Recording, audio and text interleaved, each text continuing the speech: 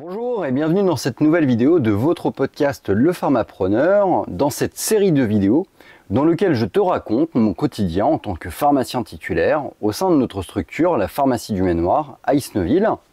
Dans ces vidéos, je te partage mon expérience, les interactions que je peux avoir avec mes patients, mes collègues, mais également les représentants commerciaux d'un certain nombre de laboratoires. Je t'expose mes problématiques, les solutions auxquelles je trouve à certains problèmes, mes coups de gueule, bien évidemment, et puis aussi les interactions que je peux avoir avec les pharmaciens partenaires avec lesquels je travaille. Tout d'abord, Maxime et Hélène, qui travaillent dans les pharmacies satellites des Emmurés et de Pavilly, dans lesquels nous sommes investisseurs, et puis mes collègues et amis du groupe des Avengers, avec lesquels nous travaillons régulièrement pour traiter un certain nombre de laboratoires. Bref, je te parle de mon quotidien sur une semaine, tout ce qui se passe, et puis ensemble, l'idée c'est de te faire partager mon expérience pour t'apporter, et puis toi, si tu as des réponses à certaines de mes questions, n'hésite pas à me les donner en commentaire de cette vidéo. Alors commençons par le lundi. Traditionnellement, comme n'importe quel type de semaine, ça commence souvent par un lundi. Alors, parlons d'abord plutôt du week-end. Le week-end, pour moi, ça me permet de faire le point. Alors, qu'est-ce que j'ai fait ce week-end en relation avec la pharmacie?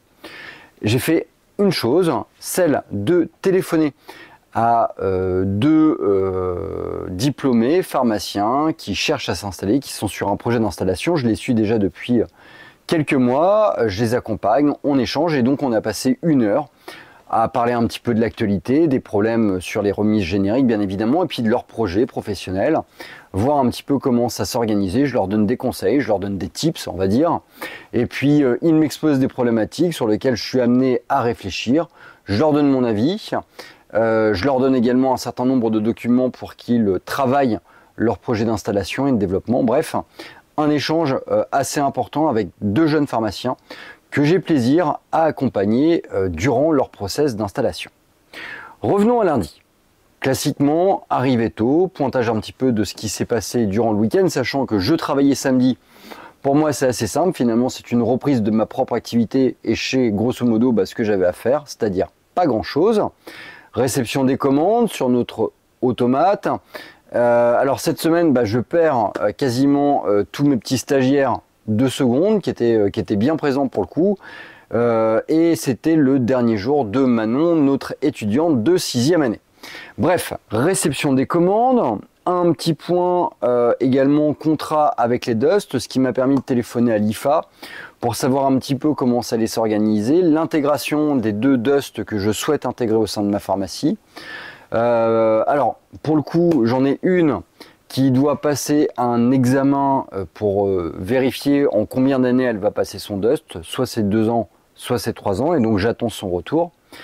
La deuxième, Erin, j'attends son retour de façon à pouvoir formaliser. Alors j'ai envoyé un mail à ces deux jeunes filles de façon à pouvoir obtenir un certain nombre de documents pour pouvoir commencer à mettre en place un contrat et décider avec elles d'un début pour leur stage au sein de notre structure. Comme toutes les semaines, tu le sais, je fais un petit point bancaire pour vérifier où en est ma trésorerie, que ce soit au niveau de la SERP ou au niveau de la BNP. Ça allait, même si c'était un peu limite. Traitement de la Sécu, des mutuelles, évidemment, avec tout ce qui est rejet, tout ce qui est litige, on va dire, quelques petits appels à certains patients. Je commence à gagner un petit peu de temps pour pouvoir le faire. Et puis du comptoir, bien évidemment, durant cette matinée. Mon collègue Marc-Antoine arrive à 12h30. Sur l'heure du repas, on a une large discussion autour de la grève et qui va avoir lieu donc du coup le 2 juillet. Et puis aussi la manière dont on entrevoit la suite de cette grève. Alors pour moi, très clairement, il va y avoir rapport de force, sûrement un décalage dans le temps de cet arrêté, de ce décret. Mais au final, de toute façon, ça va finir par passer. Donc il est important pour nous en tant que pharmacie de se réorganiser, ou en tout cas de faire ce qu'il faut pour essayer de compenser un petit peu cette perte de marge, même si au final, en fait, on ne va pas la perdre. Du moins, on va la perdre, mais on ne réussira jamais véritablement à la compenser. Et je parle bien évidemment en fait de la mise en place et de la structuration de la mise en place d'un certain nombre de services au sein de notre structure, notamment les entretiens, la livraison, de la PDA, bref, un ensemble de services à mettre en place, rémunérés bien évidemment pour compenser, en tout cas s'il est possible, une partie de cette perte de marge. Donc voilà, c'est une discussion assez stratégique finalement parce que je pense que le syndicat va faire son travail, mais au final, je pense aussi que le syndicat va ni plus ni moins que de nous donner du temps. Voilà. Et si on veut être un peu cynique, au final, je pense que de toute façon, les remises génériques, il faut faire une croix un peu dessus. Hein, de toute façon, on va les perdre. En tout cas, on va perdre cette partie. Et puis, qu'est-ce qui va se passer en fait? Je pense que le gouvernement, très clairement, il souhaite la fermeture d'un certain nombre de structures. Alors qu'est-ce qui va être touché? C'est les petites structures essentiellement, celles qui n'ont pas la capacité de se réformer. Nous, très clairement, qu'est-ce qui se passe à notre niveau? C'est une perte de chiffre d'affaires, c'est une perte de marge, donc ça veut dire un blocage des embauches, ça c'est sûr.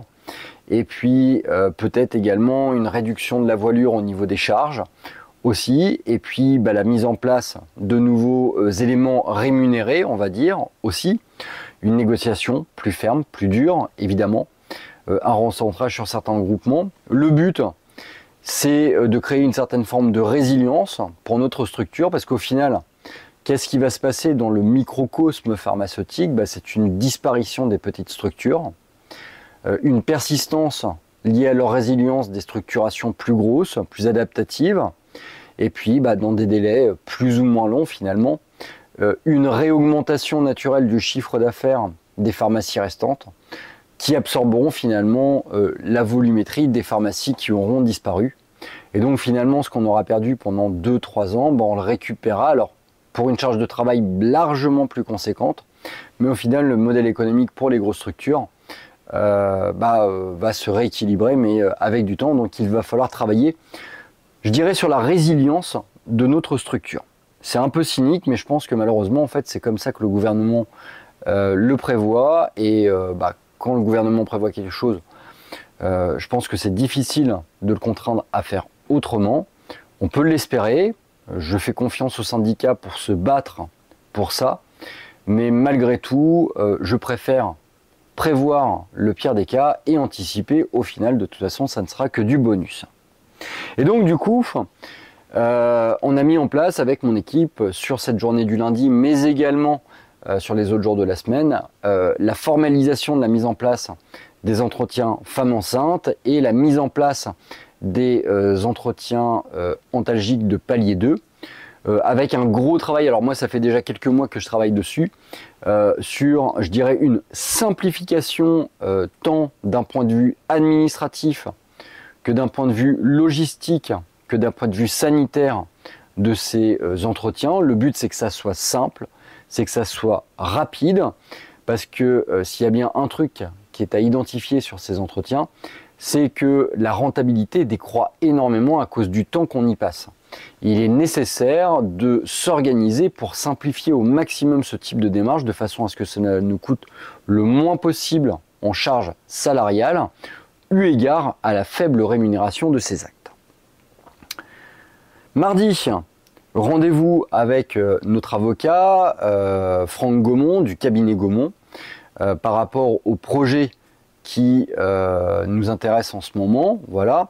Donc une discussion d'1 heure sur la manière de structurer, d'organiser nos différentes sociétés, notamment notre SPFPL, au regard de nos différentes participations dans déjà 3 structures, on va dire, et puis voir un petit peu comment on va s'organiser. Alors, le challenge finalement, c'est de réfléchir avec des coups d'avance et de prendre des positions, des mouvements qui peuvent paraître un petit peu finalement illogiques à l'instant T, mais qui sont finalement une anticipation de ce qu'on va peut-être être amené à devoir gérer dans les mois ou années qui viennent, et donc avoir déjà pris des positionnements et pas des attitudes qui éventuellement pourraient nous freiner.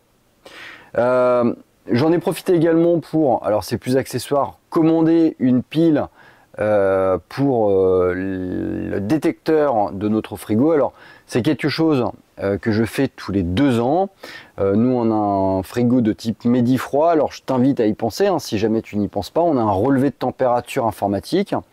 Et puis tous les 2 ans, j'ai une petite alerte sur le frigo. En fait, je marque la date à laquelle j'ai changé la pile, un peu comme ton entretien technique finalement.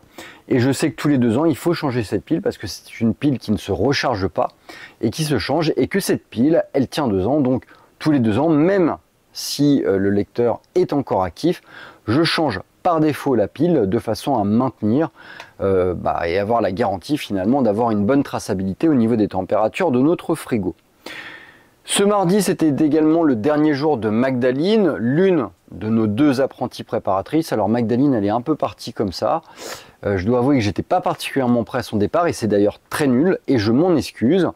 J'aurais voulu faire avec elle un offboarding, faire un petit peu le point sur ce qui avait été, ce qui n'avait pas été durant sa formation, mais elle est partie comme ça. Et c'est pas bien, alors je m'en excuse, et toi, si jamais tu as des stagiaires qui s'en vont, je t'invite à prendre le temps et à décrypter un petit peu leur stage, savoir ce qui a été, savoir ce qui n'a pas été, échanger pour t'améliorer, et puis finalement pour laisser aussi une image auprès des jeunes qui te quittent de quelqu'un qui a le souhait d'évoluer. Du comptoir, bien évidemment, j'ai été également pour gérer des locations. Voilà, on a mis en place aussi les vidéos de promo au sein de nos 2 écrans. J'ai mis en place avec mon équipe les différentes promotions qui vont orienter, je dirais, qui vont accentuer l'activité économique de notre structure pour tout le mois de juillet. On a mis en place avec Annabelle les affiches de service qu'elle a parfaitement réalisées. Alors Annabelle, c'est notre community manager, elle gère d'une manière parfaite, je dirais, la réalisation des affiches. C'est de qualité, c'est pertinent. Alors on échange sur quelques détails, mais j'ai une très très grande confiance dans son travail. Elle sait trouver les bons mots, elle sait trouver je dirais la bonne formule et puis aussi les bonnes couleurs, quelque chose qui donne un impact visuel.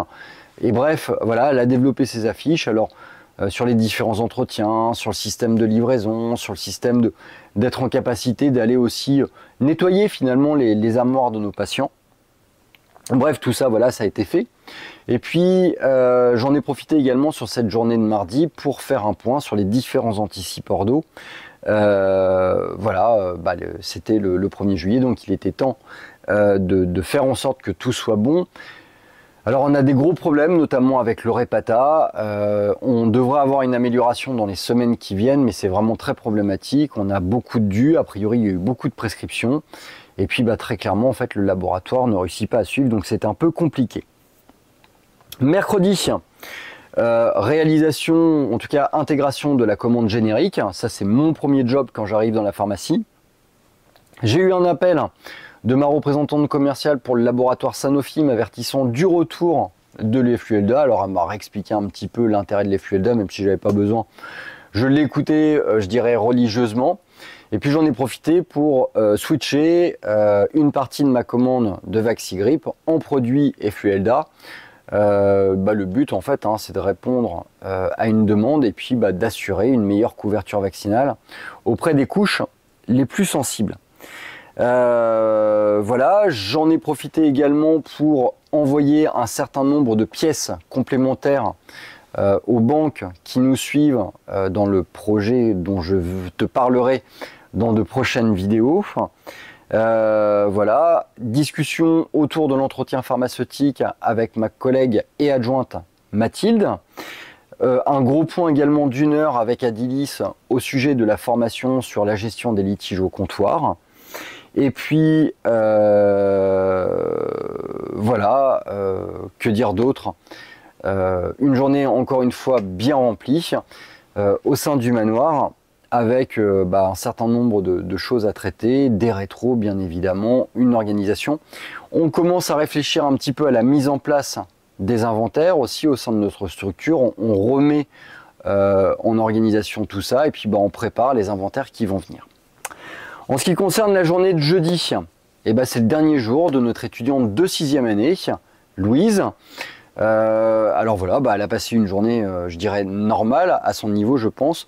Par contre, j'ai pris le temps de réaliser son offboarding, donc de discuter avec elle de son stage, ce qu'elle a apprécié, ce qu'elle a moins apprécié, ses interactions, avec qui elle s'est bien entendue, pourquoi elle s'est bien entendue, et ce qu'on peut surtout améliorer pour le futur étudiant de 6e année qui viendra au sein de notre pharmacie.